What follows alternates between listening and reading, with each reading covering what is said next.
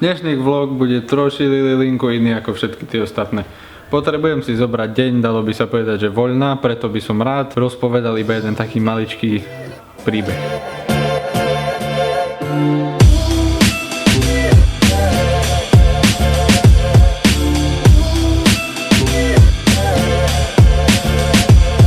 No, čiže o čo kráča?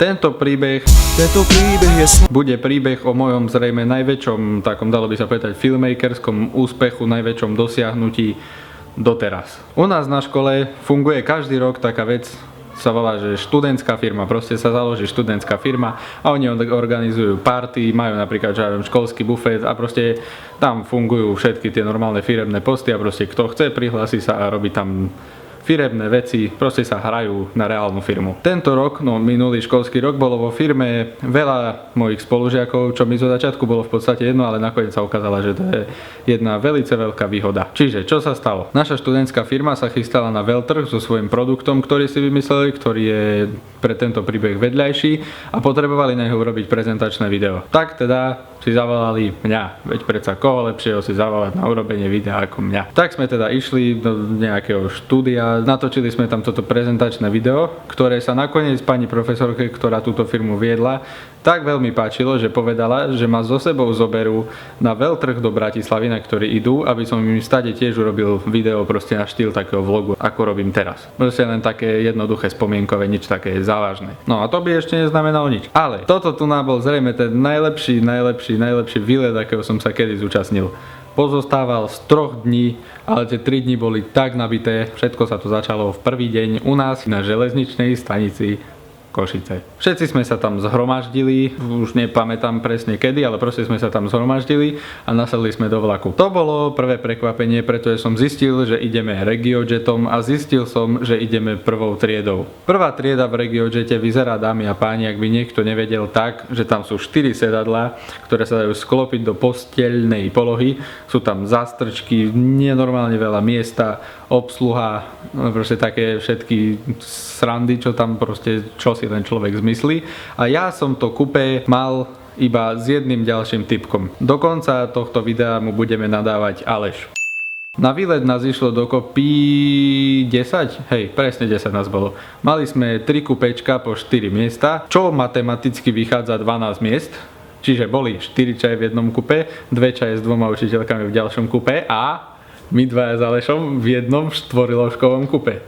Čiže sme boli 1 na 2 sedadlá, alebo proste 1 na 1 posteľ, keď sa to sklopilo a bolo to asi tá najmega vec, aká sa kedy udiala, ale aj tak sme sa tam potom všetci poprehadzovali a nakoniec bolo v našom kupe najviac ľudí. To je vedľajšie. No ja či povedz nám aj ty niečo, jak sa máš? Čo také, no mám sa fajne.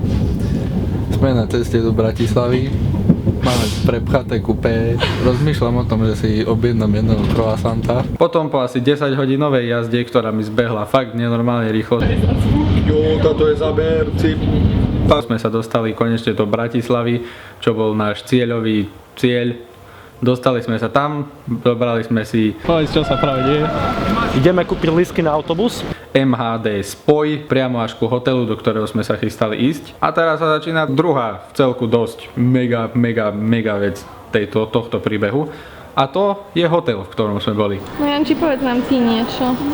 Je mi tu fajn, hotel je pod úroveň, neplatia mi za to nič, radšej by som bol v škole. Zajtra máme nemčinu, bude mi chýbať. Počúvajte, kvátro použička, keby niekto chcel. Tak aspoň zaostri. Hej, zaostri. Môžeš? Full HD televízor, zdarma teraz. To nebol taký hotel proste, že dvojhviezdičkový hotel, že prídete tam, máte tam kockatú telku, 1,5 postele a môžete byť radi zo života. Toto bol hotel, ktorý, dámy a páni, to bol Cipana, jeden z tých najbrutálnejšie vyzerajúcich hotelov, aký som kedy bol. Nie, že by som bol v nejak veľa hoteloch, že by som bol nejaký hotelový expert, ale bol to tak luxusne vyzerajúci hotel.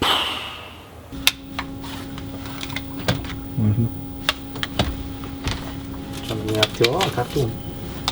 To netočej. No, prišli sme do hotela, zložili sme sa. Najlepšie na tom bolo, že ja, neviem ako oni, som za to neplatil vôbec nič. A ja som nebol členom tej firmy vôbec, ja som bol proste len ich kamarát. Čiže ja som za to neplatil vôbec nič a ten hotel, keď poviem, že stál okolo 100 eur na noc, tak nepreháňam. A teraz to neberte tak, že akože sa tu chcem vychvaľovať, alebo čo ja viem, čo nerád to robím, veľmi nerád hovorím ceny veci vo videách a tak, ale za to musím povedať, aby som to povedal ako príklad, aby som to povedal možno niekomu ako motiváciu a aby sme proste boli na rovnakej vlnovej dĺžke s tým, aký mega bol ten hotel. Čiže ubytovali sme sa proste bla bla bla, pobehali sme trochu Euroveu, alebo čo ja viem, čo to tam bolo, najedli sme sa. Usmej sa, Janči. Nakoniec večer sme išli do wellnessu. Wellness sme mali také krásne okienka s výhľadom rovno na celú Bratislavu. Boli druhým smerom, ale výhľadom na koniec Bratislavy. To je jedno. Škoda, že som už tam nevlogoval. Strašne super by stade boli tie vlogy. Potom na ďalší deň sme sa zobrali, vstali sme nehorázne skoro, proste oveľa skôr, ako sa mne páči. Čo, Paťa, povedz mi dačo. Dobrý deň. Hi, Janči. So we are preparing for our trade show. Yes. Yes. A pobrali sme sa na veľtrh, spakovali sme sa a proste hneď, čo ja viem, asi o 7 sme tam prišli, alebo proste veľmi skoro sme prišli, vošli sme do Eurovej, ešte ani nebola otvorená. Tam sme potom porobili všetky veci, ktoré by sme porobiť museli. Napríklad sme rozložili stánok, teda oni si rozložili stánok, ja som ich natáčal a ako gadžo som sa na nich celý čas pozeral, ani som nepriložil ani len nechet k dielu, ale ja som robil svoje dielo, takže potom sme tam boli na veľtruhu. Na veľtruhu som točil, ja som nemal non-stop foťák v ruke tak veľa, ako som ho mal tam. Teda možno teraz už hej, ale proste dovtedy to bolo asi najviac, čo som kedy non-stop točil. Proste som tam točil úplne komplet celý čas. Toľko vecí som sa tam naučil, proste tak celkovo o natáčaní a o robení dobrých pohľadov. Fakt, neskutočne veľa. A tak, proste som to tam úplne kompletne celé natáčal, ako tam oni prezentovali ten svoj produkt v stánku, čo bola v podstate náplň väčšiny nášho druhého dňa výletu do Bratislavy. Potom bolo vyhlásenie cien, vyhrali druhé miesto v čo ja viem akej kategórii, čo tiež nie je tak podstatné, ale chcel som to tu nás spomenúť. No a potom sa mi zdá, že sme sa šupli do wellnessu, tiež sme sa išli najesť a proste také tie bežné opletačky sme robili.